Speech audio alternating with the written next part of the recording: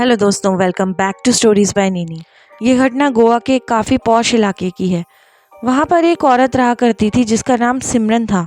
सिमरन basically Delhi से belong करती थी और वो जब भी गोवा आती थी तो अपने उस अपार्टमेंट में रुकती थी और उसके बाद वो दिल्ली चली जाती थी अपने पेरेंट्स के पास। सिमरन फ्रीलांसिंग का काम करती थी, इसलिए उसके पास काफ़ी सारा समय होता था ट्रैवल करने के लिए और उसे ट्रैवल करना बहुत ज़्यादा पसंद भी था।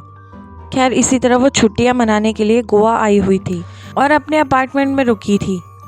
लेकिन सिमरन को ये नहीं पता था कि उस कॉलोनी में कुछ चोर घूम रहे हैं जिन्होंने उसके अपार्टमेंट की रेकी की हुई थी और उन्हें लगा कि अपार्टमेंट खाली रहता है, तो वो उस रात सिमरन के अपार्टमेंट में आते हैं और चोरी करने लगते हैं।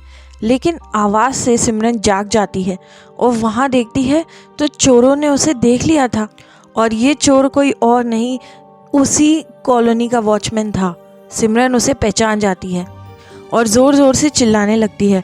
वॉचमैन को भी लगा कि अरे, इसने तो मुझे पहचान लिया, अब ये मुझे नहीं छोड़ेगी, इसलिए वो सिमरन का गला दबाने लगता है। सिमरन छटपटाती है लेकिन वो वॉचमैन उसे मार देता है और उसकी बॉडी को वहीं पास के गार्डन में दफना देता है।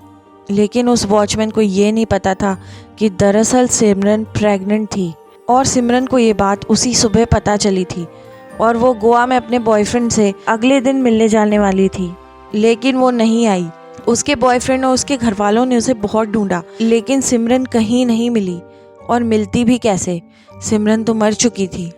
लेकिन एक रात गार्डन की मिट्टी थोड़ी हिलने लगती है और सिमरन वापस लौट आती है।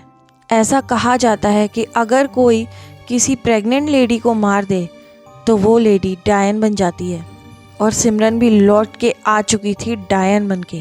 और सबसे पहले वो पहुंचती है उसी चौकीदार के पास और उसका भी उतनी ही बेरहमी से गला दबा देती है जिस तरह से उसने उसके साथ किया था।